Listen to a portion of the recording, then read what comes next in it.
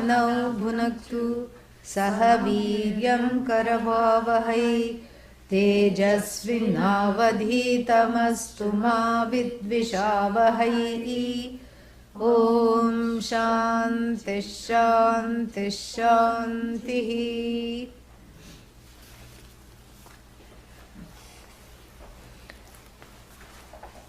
So this knowledge, which is in keeping with the human quest, which is in keeping with the primary human quest, which is to find oneself as acceptable, totally free of judgment, free of lack, free of sorrow, grief, etc., fear. This knowledge is in keeping with the human quest because it reveals, it's a body of knowledge that reveals that you are already that which you seek to be. That's all, simple. That's why it's the only way to understand this, because you know there are no other ways, because an object that is away from you can reach via some effort. And that involves karma, action. Because to go from point A to point B, I can go on a bicycle and be very earth friendly. I can go via car. I can go, in a golf cart. I can hire a helicopter and go. I can do all kinds of things. Or like that Greek man in the ancient days, I can have waxen wings and fly. Only thing is he flew a little too close to the sun. Everything melted. So, if it's a question of distance, if I am separated from the truth of myself by distance, then it can be bridged through a variety of means. Because where action is involved, if anything is subject to needing action, then the action is involved is so many choices are there. That's when the choices come into the picture. But then here we are not talking of something that it's choiceless here. It's not a choice. Oh, but I don't want to be free of sorrow. Well, you are already free of sorrow. No, but I want to be grumpy. That is the beauty of this. That even though you are free of sorrow, you are free enough to be grumpy. Yeah. Keep on being grumpy. No problem. So this is what the whole thing is. We have to understand that I am not separated by myself by distance, space, or by time. That there was a time when I was happy and now I am not happy, and then there will be some other time called happy hour where I will be happy, where I will become happy. Happiness is not becoming, pun intended. Yeah. It is very unbecoming, because trying to be happy is very unbecoming, because really it is centered on you. So if something is away from me through time or because of space, I can bridge it with action. But if something is away from me, not because of time or space, but because of want of knowing, because my own ignorance is the distance here. Ignorance is the separating factor between myself and what I want to be, between myself and my ignorance, between myself and my lack, between myself and my grief, my fear. The separation is ignorance. The antidote for ignorance is knowledge. The separation is actually self-ignorance, a specific kind of ignorance centered on I. Therefore, this body of knowledge, which is called Para, is self-knowledge. That's the only antidote. There is nothing fanatic about it. And so that which is teaching me about the truth of myself, I have to have an openness. And that openness is called Shraddha. Allowing the means of knowledge to operate upon me. That's what it is. And that's why it gets very difficult, because all other means of knowledge, I operate. I am the operator of the eyes. I am the sentience behind the ears. That's why I can say I heard it with my own ears. You are talking bad about me. I can say that. Anyone can say that, because I am the witness to this grasping, to all that is grahya. But that which is agrahya, what is the means of knowledge? The means of knowledge is the Shruti, the teachings, and for which I have to have a certain, understanding that this is going to help me. But why is it not helping right now? Well, because what it is doing is slowly dismantling the infrastructure of wrong information about the I, which I am wanting to get rid of. It is helping, the teaching helps to reveal the I by getting rid of the very infrastructure that comes in the way of knowing the I. So it's a means of knowledge that dismantles all the resistance, all the fears, all the block, provided one is open to go through this surgery. This is a surgery. Yeah. The scalpel is the words of the Upanishad. That's what it is. The anesthesia is the lovely stories that come in between. Nachiketa went to Lord Yama. Ooh, nice. I like this story. What did he ask? Why did he go to Lord Death? Well, that was because his father, said in a fit of fury, go to hell, and that's where he ended up, because that was the Satya Yuga, the age of truth, and that's where he ended up. Oh, then what happened? Then 3 days, and 3 nights, he stayed outside. Why did he stay outside? Because Lord Yama was not at home. Why was he not at home? Because Lord Yama, being the minion of death, is very busy, okay? People are dying like flies, not just people, animals, bugs, everything. Yeah. So Lord Yama is a busy person. He has to go out of town a lot. He has to travel a lot. He has his own jet, Yama jet. Or maybe he travels on a scooter, Yamaha.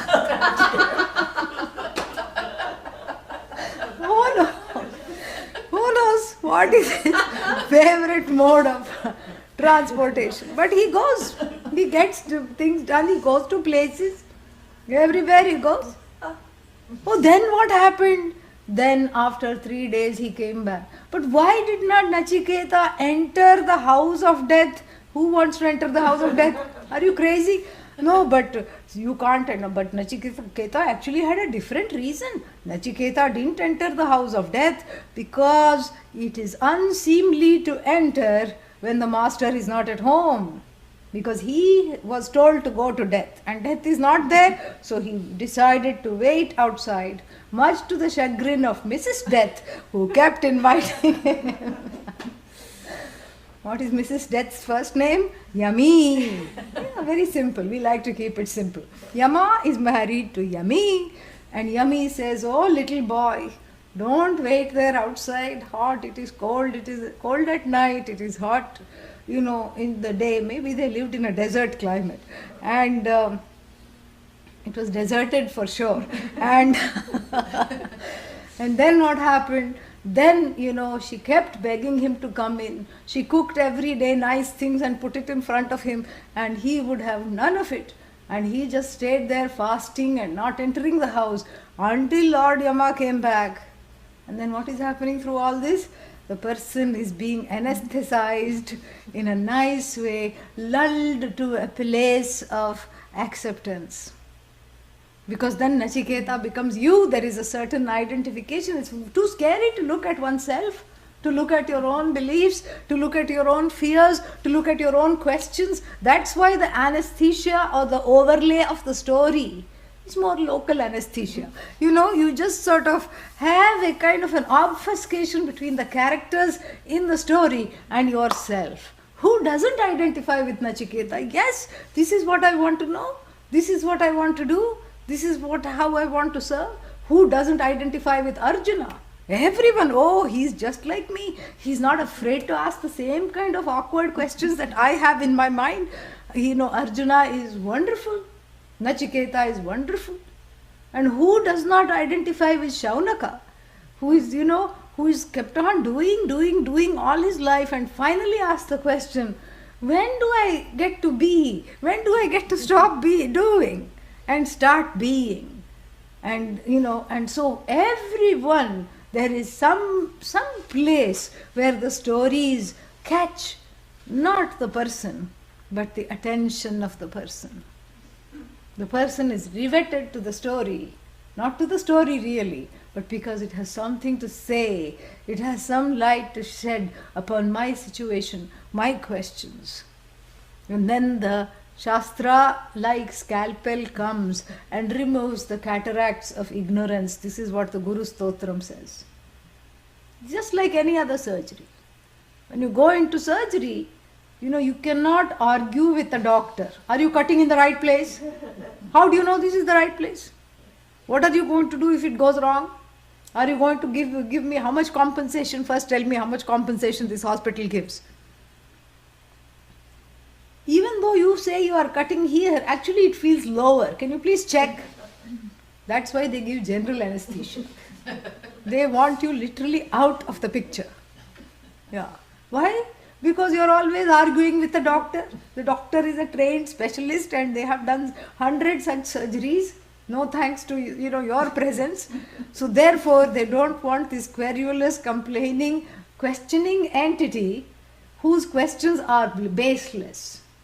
Therefore, before even the surgeon comes into the picture, the friendly neighborhood anesthesiologist comes and says, "How much do you weigh?" And you give a weight. And then they say, "What is your height?" And they note it all down. And then you say, what? You're trying to peek. You're already on the gurney, being taken to the theatre. And you're trying to, and already IVs are there. Everything has been started. You just have to enter the operating room. And you're trying to peek into what they wrote in the chart. They're not going to show. You hold it close to their chest. You're trying to say, what? Well, They make some ominous sound. Oh, I see. Well, you'll just start counting backwards. Because the feeling of regressing in time, so to speak, and going to a place of induced timelessness, so that the offensive tumor in the form of resistance, malignancies, can be operated upon by the Shastra here, so that one is freed of that malady. That is how that is how it is. And just like in the surgery, there is no choice. You cannot say, you can perhaps go to a different doctor. Here also you can go to a different Upanishad, no problem. You can go to a different teacher, no problem. That choice is permanently there, not a problem. But once you choose a particular doctor, you cannot then say, I think you're doing a wrong thing. You cannot say that because you don't have the basis. You don't have the information enough. And the proof of, the surgery, unfortunately or fortunately, is after the surgery, correct? During the surgery, it cannot give the proof. No doctor will say this surgery is successful while they are operating, because they know that there's many a slip between the cup and the lip. Yeah, in between the scalpel and the skin there is many nips and so many things. Many slips can be there. They'll never say this surgery is successful until after the person has come out of the anesthesia and in the recovering room they see the vital signs and they see the person is talking, yes, slurred and and drooling a little, but nonetheless they are okay. At least for now they are okay. Then they will say cautiously, there is no reason why the surgery was not successful. And if it was not successful, they will say, oops, that's all. Too bad. And that's why we made you sign the small slip of paper saying that in case we make the slip, you are not to, sue us, because this happens in 1 in 1,000 cases, 1 in 1,000,000 cases. You just happen to be 1 in 1,000,000. You're so special. That's all, that's all they will say. So they cover themselves. But here, there is nothing to cover. because there is nothing to recover from. Nobody needs to recover from the fact that one is happy. No, you don't need any recovery period. And the infrastructure, the overlay of the raga and the dvesha, the likes and dislikes, the fears and all these things which are so entrenched, that is what is removed. That is what the scalpel of the Shastra does through words such as this. So therefore, the attitude with which I approach the teaching has to be one of reverence. If not real reverence, an enacted reverence is okay for the time being. A faked reverence, because it's really going to help me see what I already am. So I at least have to have some openness to what it is saying. I cannot refute it until it has the chance to prove itself. And until it drops all my raga dveshas, it is still in the process of proving itself, so I have to give it the benefit of doubt. And that's why the Upanishad operates in two different ways. One is it removes all the extraneous matter, it scrapes away at the choicest, and the most choicest means the most commonly held wrong notions about the I. It scrapes layers of that away, and then assuming that once that is scraped away, the person is available to listen, then it says you are timeless, nityam. You are always there. You are without a second. You are Satchidananda. You are, you know. And you are now. Now means what? Free. Now. Free of fear, free of sorrow, free of wants, free of, all kinds of wrong notions. You are free. And then having said that, the next word is what? Vibhuhu. You are the source of the entire universe. Vividham bhavati iti vibhuhu. You are the source of the entire universe. And that is going to be reiterated again. Bhuta yonihi. Vibhuhu means that which quote unquote becomes many without any kind of a loss of itself. Without exerting effort, without exerting pressure, without undergoing any change, without becoming less, that which is in the form of everything here. Like even one clay, million of pots, millions of lids, millions of earthenware. Earthenware many, clay one. That is how it is. So the clay has lent itself to the being, to form the being, meaning the existence of the pot is dependent upon clay. To form the being of these million pots, this one clay has extended itself, has become many, become within heavy quotes. Become means without undergoing any change. The weight of the pot is clay alone. The color of the pot is clay alone. It's clay, all the way. So just as that one clay has, as it were, transformed itself to many pots while sustaining them with its very being, each pot can say, I am clay. That's why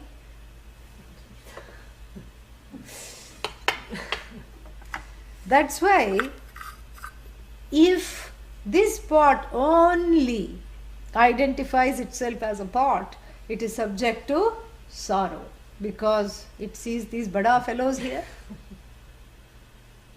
There are two of them, rattling around, and then it gets scared because they can eat it up. Big fish, small fish type, and then what? They can spit it out. And then out it comes with that same smallness centered on the eye. Oh, woe. Actually it means to say, woe is me. I'm sad, I'm small, look at me. Feel sad for me. I'm bad, I'm sad, and therefore I'm mad. And then if a pot guru came, not pot-bellied guru, okay, yeah. Pot guru came. Pot-bellied only pig. Yeah, there is one specific kind of pig. Pot guru came. Guru pot came and said, you are not pot at all, you are clay. Oh, what about these big bad pots? They are also clay. You are clay. Nothing can happen to you. To clay. From clay you came. By clay you are sustained. Into clay you resolve. You are just an expression, an incidental expression of clay. The pot is relieved. It's redeemed, so to speak. And it no longer is afraid of being a stackable pot, because it knows it's all clay, clay, clay, all the way. And so therefore, this is what we have to see, that, just like the one clay has, as it were, morphed into many pots without undergoing any change. And even perhaps clay has undergone some change because there is some glazing, like this pot. It's very difficult to say this is also the same kind of pot as before, correct? Because this is a glazed pot, but still it is clay. But then, if you look at gold and ornaments, then you see that there is no doubt. Million ornaments, one gold. Just one gold. All that is here is gold. The glitter of the ornaments belongs not to the ornaments but to the gold. The color of the ornament belongs to the gold. The property of the ornament is all belonging to the metal gold, which is the substantive, and all the ornaments are just incidental expressions of that one shining gold. So too all the bodies, mind, sense complexes, all the so many atmas, so little time, so many beings, so many bodies, so many minds. It's that same self-evident, endless, limitless, I now am consciousness. I know I am now consciousness that is informing each and every being. Vibhuhu. That is what it is. So the I in me is the same as the I in you, and the I also in the bed bug. That's why even though I don't want to go to the bed with the bug, bug in it, I have to find ways of escorting it out. That's why we like to escort things out. Catch, release. If you can. Yeah. Otherwise, say a prayer. If accidental chutney happens, say a small prayer. Because that I, which is really that same I alone, this is what is called Sarvatma Bhava. That I-ness, I see that I-ness in everything. Therefore, the lifestyle of ahimsa, I try not to hurt any being. Physically, mentally, spiritually, emotionally, I desist from hurt. This is what all, everything ensues from this understanding, from this vision alone. And so therefore what? All this is I alone. So even the things that I don't like is me alone. Ayyo, what to do now? Better start liking them. Because it's all me. If I say I don't like this, it's like saying the left hand doesn't like the right hand. The right hand hates the left hand, and the two are always biffing at one another, cuffing at one another. This one pulled this one, and that one pushed this one. This one gave this finger a fracture. That one said, I'm going to get back and give 2 fingers a fracture. And then what happened, They just self-destruct. That's what happens. Everything is an extension of me. This is the Jnani's vision, outlook. The one who knows this knowledge sees the world in this way alone. That everything is just me. And that itself is a cause of joy, because everything is me. There is no lack and there is no competition, because if you can't do something and somebody else does it much better than you, thank God. How nice that they are there and they can do this, because I don't need to prove myself. Let them do that. Wonderful. Because confined as it were in this small body, mind, sense complex, how much can one achieve? How much can one do? But if I locate the I as the cause of the universe, as everything that is here is I alone, then that I becomes bigger. Bigger and bigger. The I has to grow. The small I, which is confined to the body, mind, sense complex, obtaining in the body, mind, sense complex. Small I means the cause of smallness. Yeah, Karmani Shashti. Yeah, so the I that is the cause of smallness. The I that is the subject matter of smallness, that has to undergo a shift. And that happens naturally because, the child, first it feels small and helpless. Then it identifies with the mother. Oh, she's bigger, and she's the milk giver, food giver. And she's bigger and I'm connected to her until she becomes unavailable. Then father is also inconsistent and unavailable. Then siblings. Then there is all the I grows naturally through certain keeping on seeking connections. And the family helps. It's a connected I. There is a significant other. And I'm connected to the house. I'm connected to the children. I'm connected to the community. There is a community I. You see, little more growth. I'm volunteering. I'm helping in the soup kitchen. I'm reaching out. And I'm, working for some cause which helps a lot of people other than just this me, which is the subject matter of smallness. So therefore, I try to become bigger naturally, and this is good. But then we have to keep extending this I. Community I, national I am the citizen of this country. International I, oh, what is happening to the climate? Look, there is a big, New York size, this iceberg that is coming our way. There is one asteroid that's supposed to hit any moment. So this is now the climate I, the international I. Now the intergalactic I, when I start talking of asteroids, I'm placing myself not as the citizen, not as the small fellow within this body, mind, sense complex. I'm an intergalactic I. First I'm an intragalactic I, then I'm an intergalactic I. Then I'm that universal I. It has to grow, and the knowledge helps with this growth. That I, is like an elastic that never gives way. It never stops stretching because it is Vibhu, it is the canvas of this entire universe. Everything that says I is the same as you. And everything that does not have the capacity of saying I is also an extension of you. The air you breathe, the rivers that flow, the mountains that tower, the trees that grow, is all I.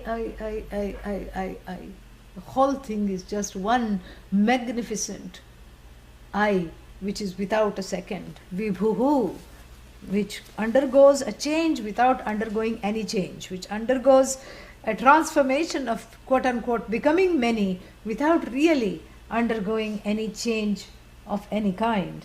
And then not only Vibhuhu, Sarvagatam. Sarvagatam means all pervasive. So if this I is everywhere, that means what? It is not confined to one body, mind, sense complex. It is all over the place.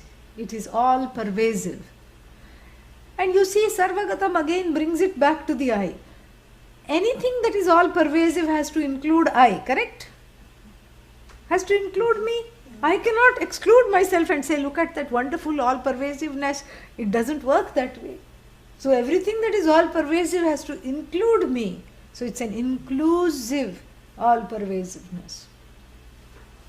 All pervasive means there is no place that it is not, there is no time that it is not. It is everything and everywhere all at once without undergoing any change, any loss. And then what?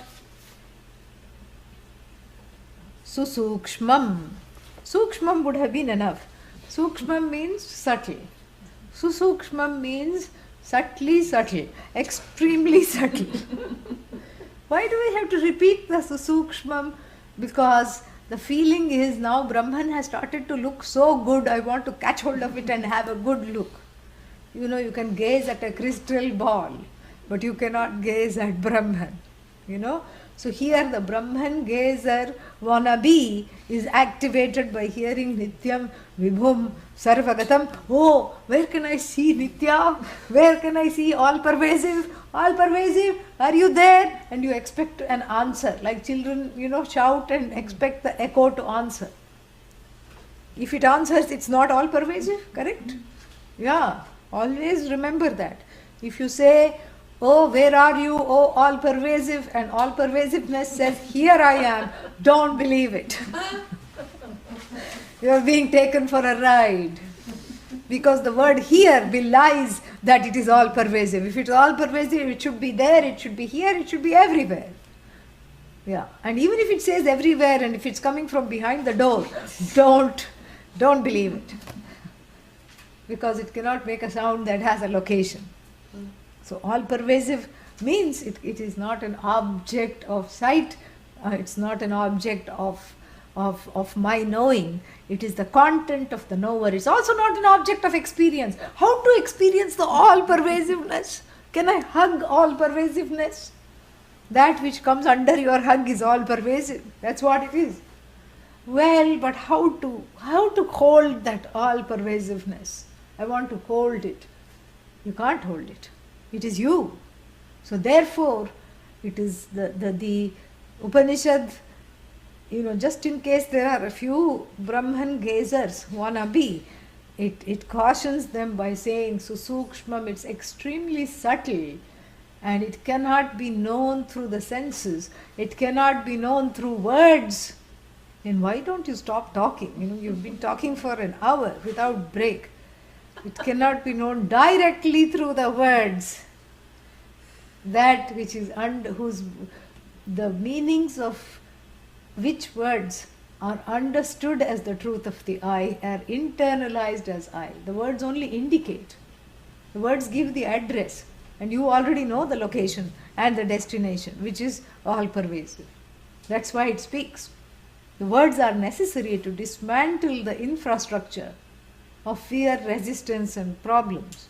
And so therefore, Susukshmam, don't try to hold on to Brahman as an object. It is indeed the very subject. Susukshmam, and then very important one, Tad Avyayam and Bhutayonim, two of them we have to see. Avyayam, na vyeti iti avyayaha. Vyeti means to decline.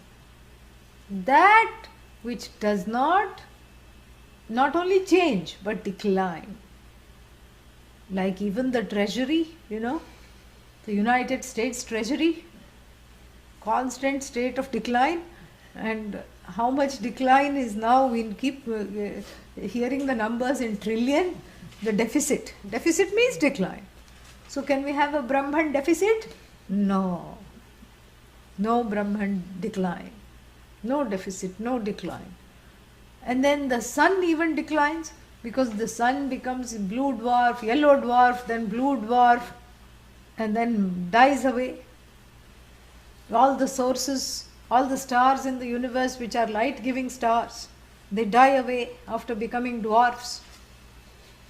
So Brahman is also dwarfed by all that it has become, and then it also loses its shine. No, self-shining is that which never loses its shine. Cannot lose its shine. And then what? What else? What other ways can you decline? Aging. Yeah.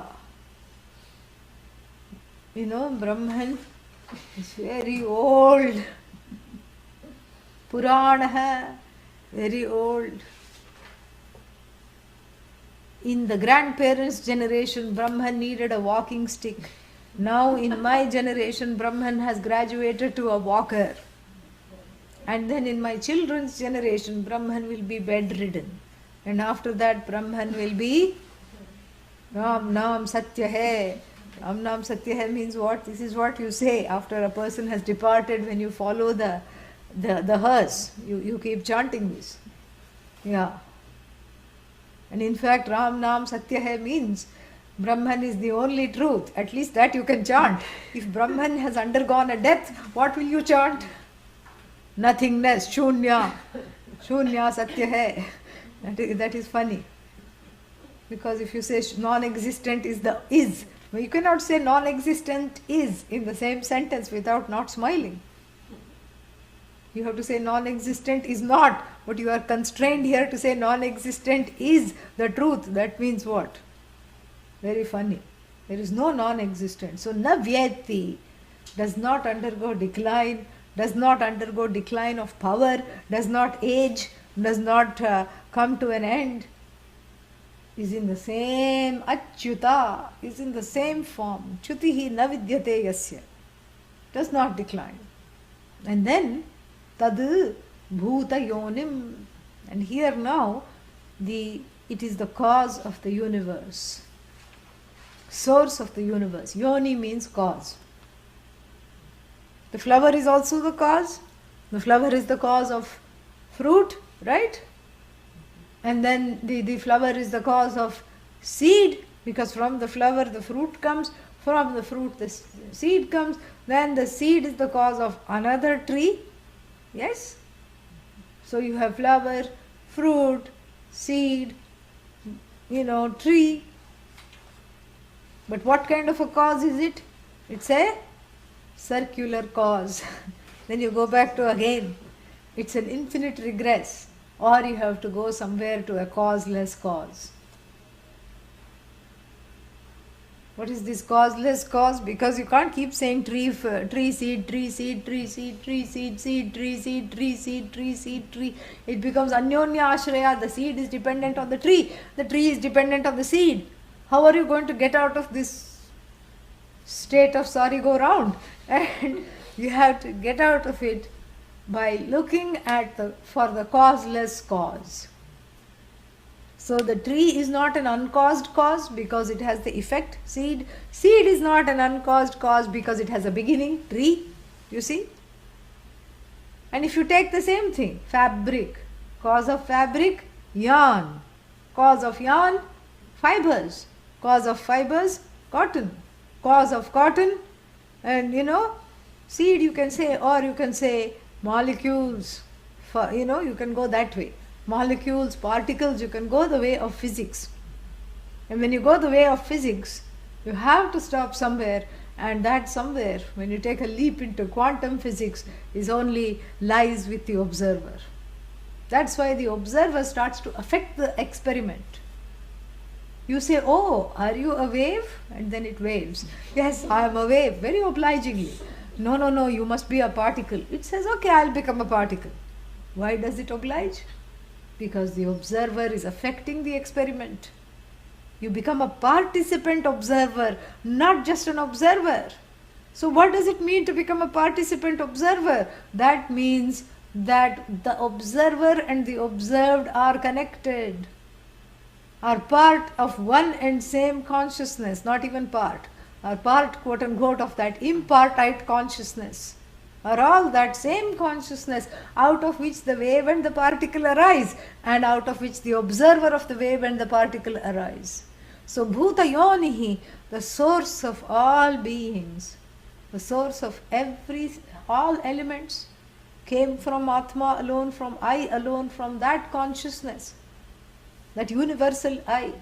That source of consciousness is only one, and that without a second I-ness, that I now am, Sat Chit Ananda, has given rise to the skies, the space, the air, the fire, the water, the earth, all the plants, everything.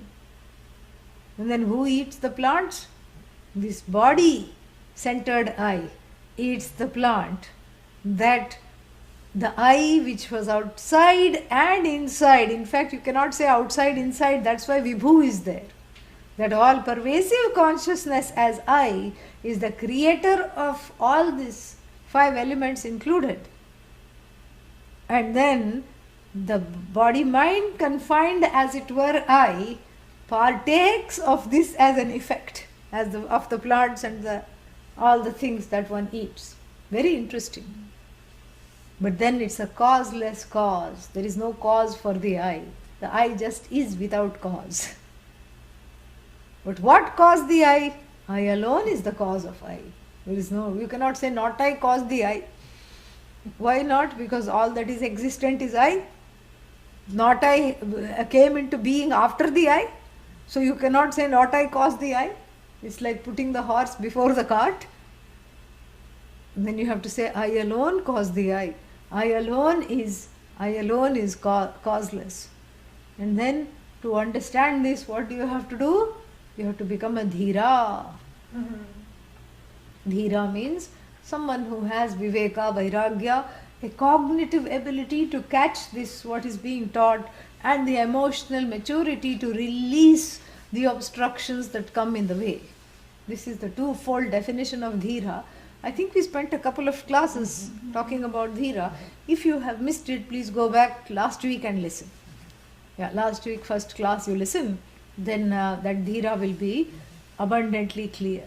Paripashyanti, see everywhere. These dhiras, the knowledgeable ones who are ready for this knowledge, or people who already know, see this everywhere. What is this? I. See the I everywhere as the truth of everything. They see themselves as the truth of everything, and they don't see it as an object of experience. With these words, let us look at the Bhashya.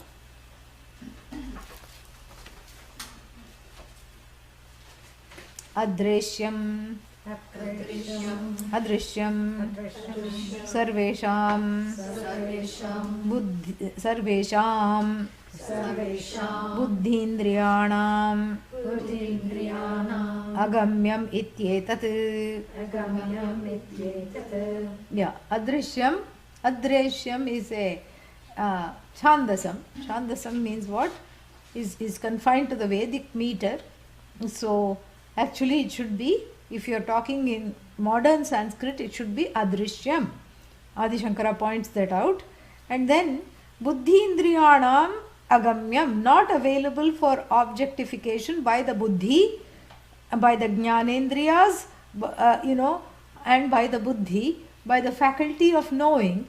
It is not available for objectification. Agamyam, objectification. Iti etat. This is what is intended to be said. And just so that one does not attribute a subjectivity, that only for special people Brahman shows itself and for others it doesn't, he adds the word Sarvesham. For everyone, Brahman is not available for sight. It's not that after you get enlightened you start seeing Brahman.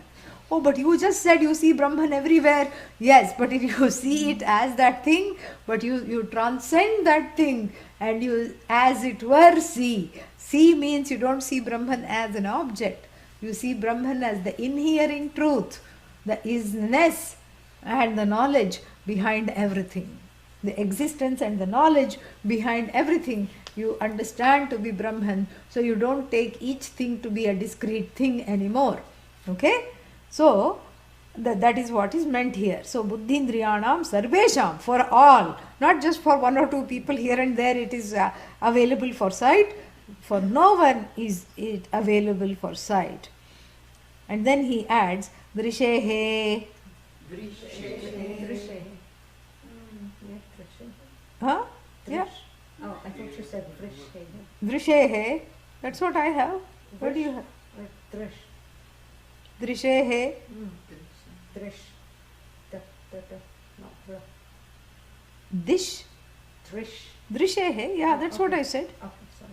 Drishehe. Drishehe. Bahihi. Pravrittasya. Panchendriyadvarakatvat. Yeah, he uses the word drishi. Like I told you, ik nirdesha. Meaning, what drishi means, drish he has taken and made it into a kind of a verb, into a noun. The root verb has been made into a noun. So the sixth case of that is drishehe. So drishehe bahihi pravrittasya panchendriyadvarakatvat. So meaning that naturally you cannot see what is inside. Because when you say I, when you say, are you there? yes. Where does that yes come from? Somewhere inside, correct? The yes is not heard from outside. You don't sense. Where is that yes sensed? It is sensed in the buddhi, correct? And it is sensed within. It is not sensed without. But where are all the organs, the sense organs facing? Are they facing within or without? They are facing without. So the sense organs are made to pick up non-things. The thing which is there to be picked up is not something which is absent, which is always present and always knowable, and upon which everything depends. You don't need the sense organs to pick up this I. So therefore the sense organs are useless. They are facing outside and they are good to pick up discrete things and objects, in time, in space. They are okay. But they are not really here. For what? For you, to find out you. They are useless because you are self-evident. So that's all he's saying in that explanatory sentence. Agrahyam kam karmendriya avishayam iti etat. Yeah. So agrahyam, he explains. We have seen all of this, but we are just seeing it through the eyes of the Bhashya. So agrahyam means that it is first the jnanendriyas, the organs, the sense organs were negated as to their ability, with regard to their ability to what?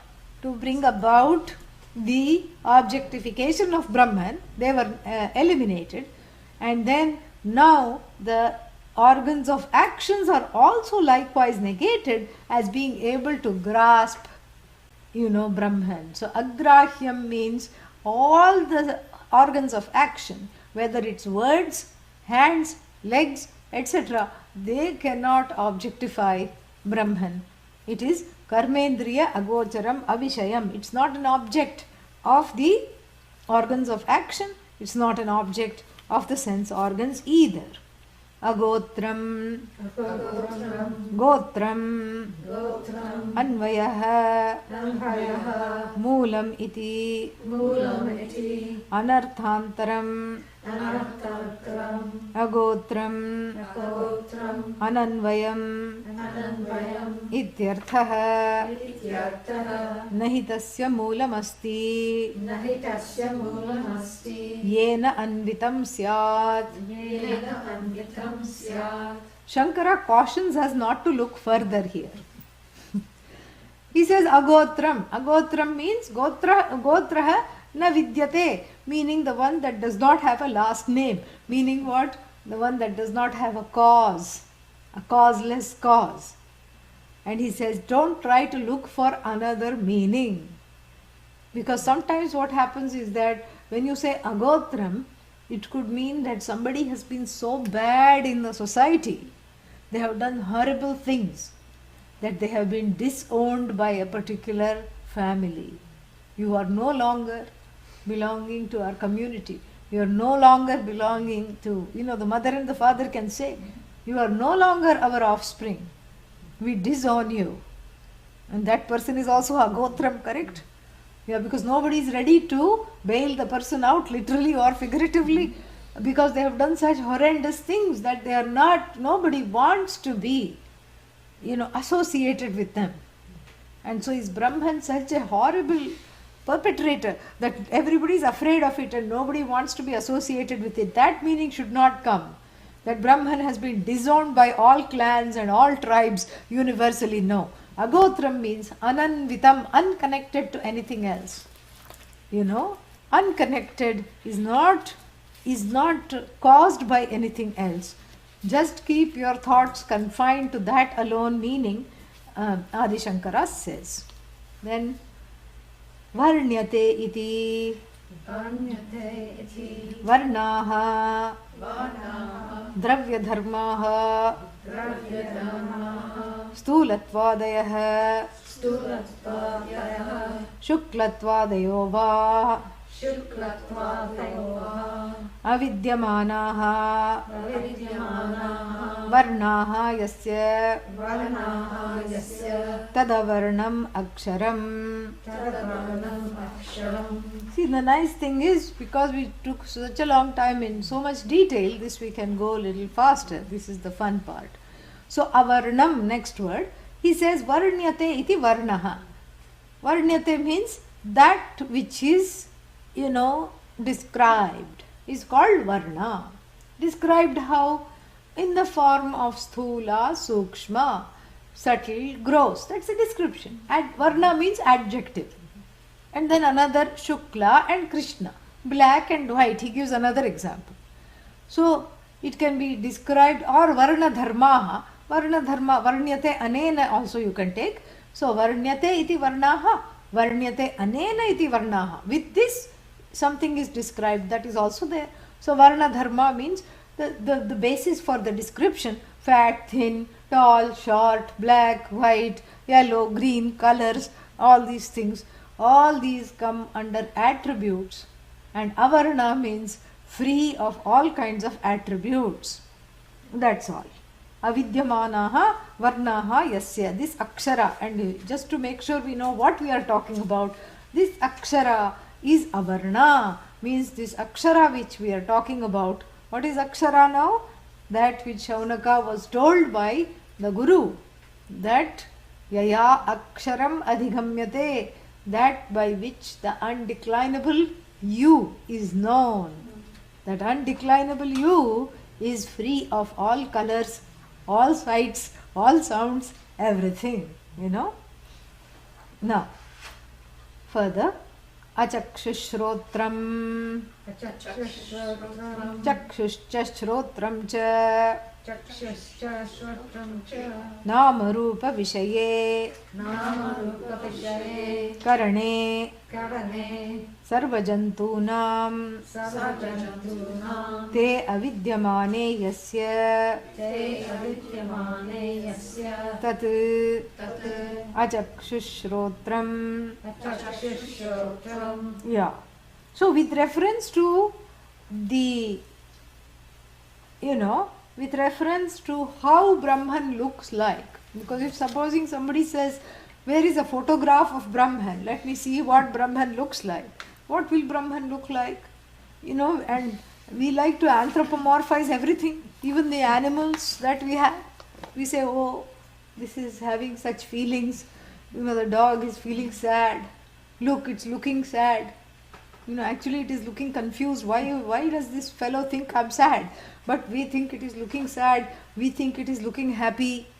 And we say that this is like this, that is like this. We attribute all the human emotions on. That is what is called anthropomorphization of a particular thing. And so this Brahman is also not exempt from this anthropomorphization. So I have eyes and ears, correct? Chakshu and Shotram I have. How do I know? Because I'm looking at you. So, and I'm listening to myself. So it is evident abundantly that I have eyes and ears. And so therefore what? Therefore Brahman has a big pair of eyes. The biggest eyes ever. Cyclops. Brahman, big ears. Brahman, big ears. Big foot. We already have big foot. Because I try to imagine Vibhum, all pervasive. So how big it should be? Sahasra Shirsha Purusha Sahasrakshas Sahasrapad. This is how it is, so many eyes, big things. So I should not fall into thinking of Brahman as another individual that I have to kind of somehow look up to now. As a big dude, big guy in the sky that I have to look up to. Because this Brahman is the cause of everything, including this little eye. So this big eye in the sky, EYE. So I am looking for some big eye, big nose, big foot. Let us not go there, he says, because we are talking of Brahman as the causeless cause, as that which is in the form of existence, which is in the form of all knowledge, and which is without a second, non-dual, therefore limitless. So really speaking, it doesn't have name, it doesn't have a last name, it doesn't have form. So if it doesn't have form, then it is formless. So the first sentence here says that Nama Rupe na vidyate. This Nama Rupa for all the Sarva Jantunam, for all the beings, Nama Rupa Vishaye Karane. So with reference to Nama Rupa, with reference to the Nama Rupa means the name and form of all the Jantus, of all beings, these become the Karana. Karana means the means of seeing, means of knowing the world. And so Brahman does not have means of seeing and means of knowing the world, like even a rock. Rock also has no eyes, no ears. Achakshushrodram, rockam. You can say that. Rock also. So Brahman is a rock. Meaning what? Insentient, inert, because it doesn't have eyes. Then how can you say it is all knowledge? It cannot hear even one sound that I make, and then it is all knowledge, all pervasive. How can you say it is as inert as a block of wood, as a stump of a tree? Sthanu, one should not go there.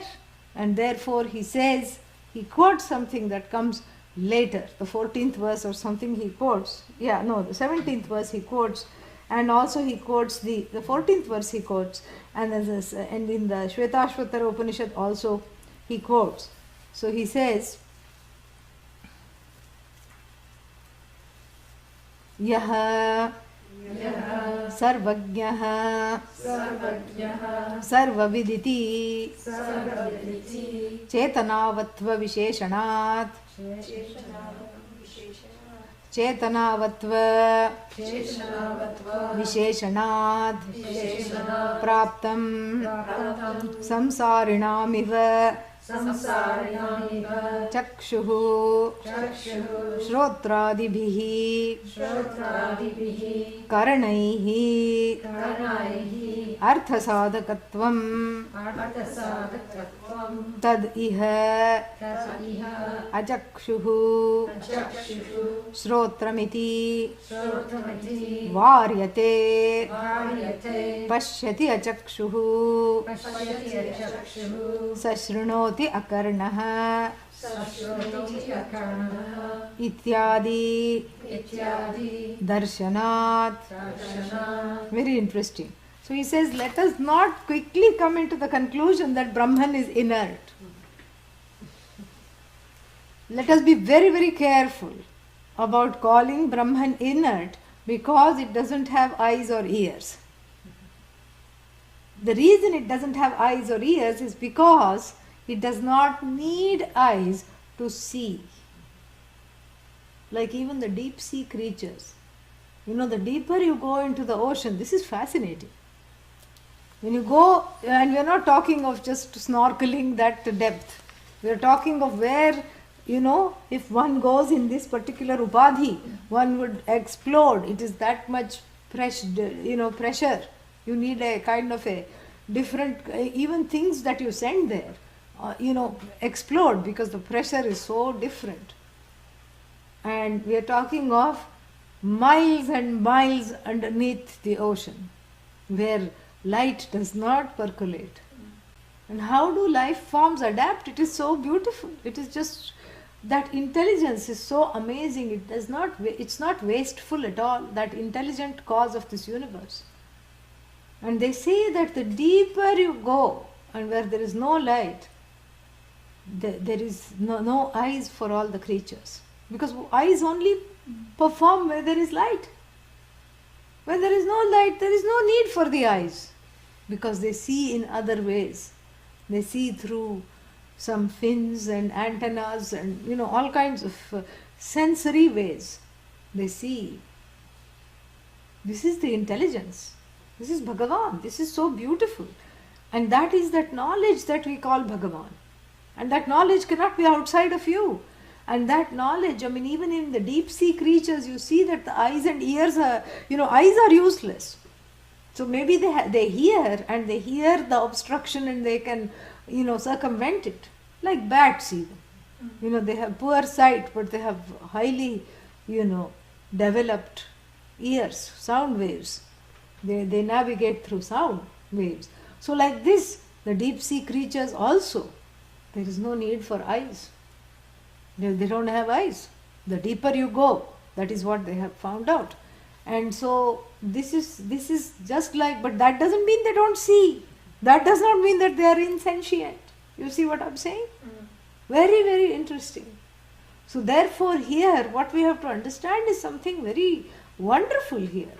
Is that just because there are no eyes doesn't mean something is inert. Means it sees in other ways. Yeah. Because if you have eyes, you can only see this much, correct? Then if you look this way, you can see that much. And hearing, that's why they have to hold in the olden times, before the computer came, they would hit the tuning fork and hold it and say, do you hear now? Now? Now? Now? Now?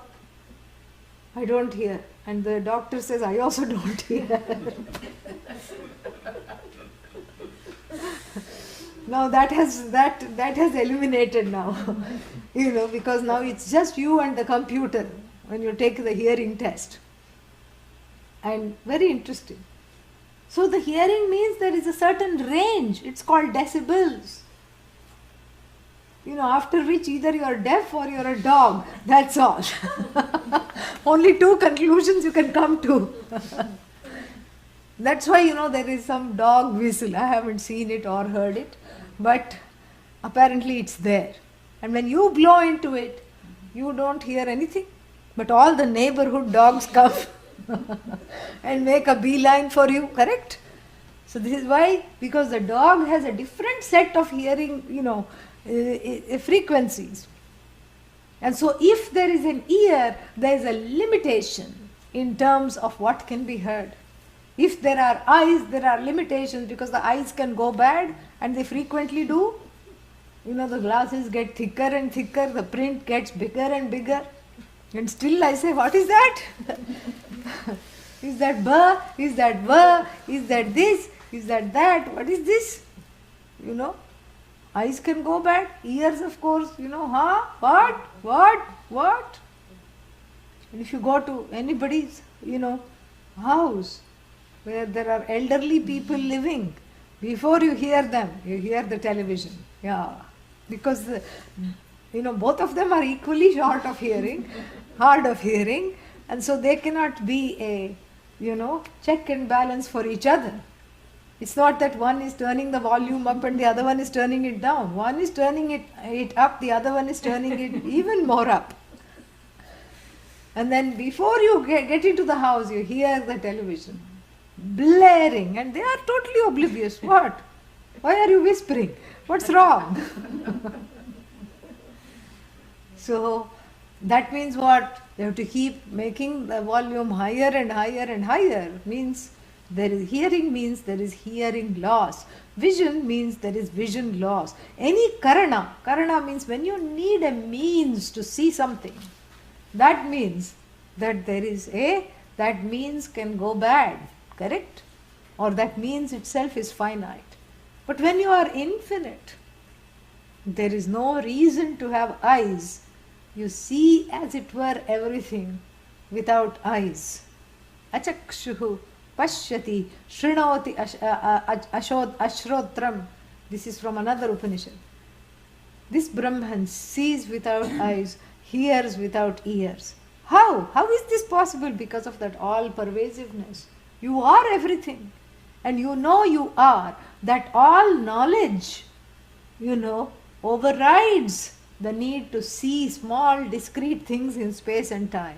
Because that knowledge, when you are blessed with, who cares if you can't see one small thing or a big thing? As long as you can see an elephant, it's enough. Your sight is good. That's more than enough. This is how it overrides the desire to see everything, because you are the seer of everything. Without needing eyes, you see everything. It's beautiful. You hear everything without needing ears, because the ears again are finite. Eyes means again 20, 20, 20, 60, 20, 40, it keeps going. all these different kinds of, vision and vision loss and everything. Any kind of karana means instrument, is subject to loss, is subject to being finite. That which sees as it were, hears as it were, without the needing any kind of devices to see or to hear. So that means what? It is both conscious, sentient and all pervasive. In fact, it is that consciousness itself. It knows everything is itself alone, so it really doesn't need to see any discrete thing, because it doesn't feel separated from that. You need to see something that you're separated from. That's why you don't go running into a wall. Some vision is necessary so that you see that wall which is separate from you, you can see. But when everything is you, what is the need to see? You are everything. So the seeing is really the being. So that which bees, which sees without needing to see with a pair of eyes. That is what it says. And then another mantra is quoted from this Upanishad. Yaha sarvajnaha sarvaviditi chetanavatva visheshanat. So it says, Adi Shankara says, let us not forget that we have in this very Upanishad, I think it's verse 14 somewhere.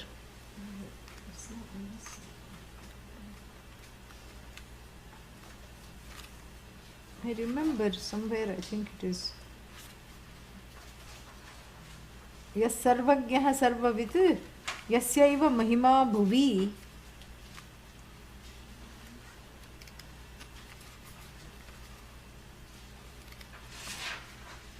See, like I said, he assumes we know this back and forth. Very optimistic of him.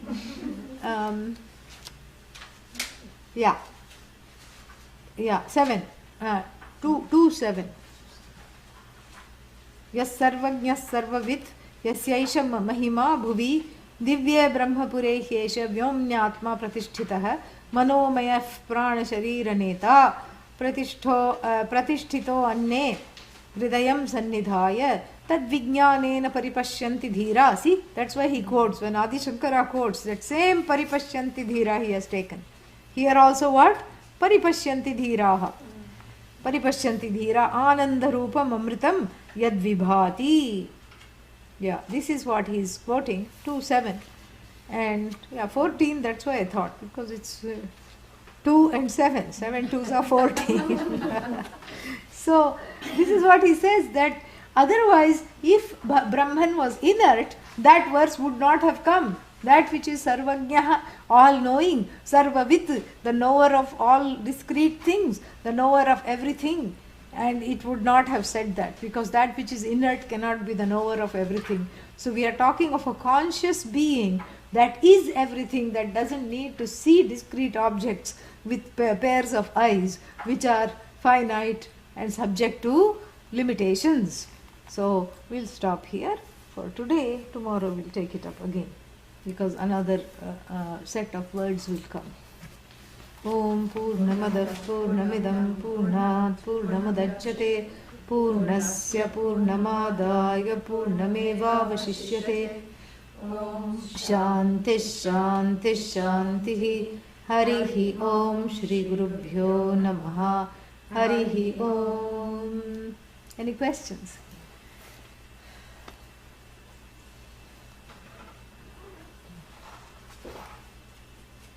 No? In Bhagavad Gita, there is a description where it says, I have eyes everywhere. Yes. That's the same. Yeah, same thing. Same thing.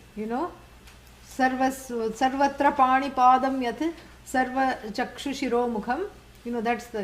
That's what. You can say that a pani padam without hands and legs, or every hand and leg is its legs. It belongs to it. Yeah. See, there is a slight difference. It's the same thing. Here, and I'll come to that tomorrow, perhaps I don't know if we'll get there very far, but next week definitely we'll be looking at this, if not tomorrow. There are two standpoints from which this definition is made. One is to show that it is nothing but I. And what is this I? It's not a national I, it's bigger than the intergalactic I, it's the universal I. And that universal I, which is in the form of that which has created this Jagat. So Jagat means this universe. So the universal I, first the I is shown to be the truth of the universe, the cause of the universe. And then the cause of the universe, from its own standpoint, is said to have been the creator of everything, has created, as it were, everything. So from the standpoint of creator and creation, the creation is non-separate from the creator. So you can say every foot, every hand, every ear, every eyes are belonging to him, her alone, that source of consciousness. Or you can say that that which is free of needing to hear, free of needing to see, be seen, because it is that consciousness which obtains as the I in everything. Both ways. But both standpoints are important to imbibe this knowledge, and I will be talking about that in detail. Yeah. Anything else? Yeah, sarvatra panipadam yat sarvatra akshihi shiromukham sarvatra shrutiman loge sarvam avritya tishtati. Yeah, that is the verse you are quoting. Okay.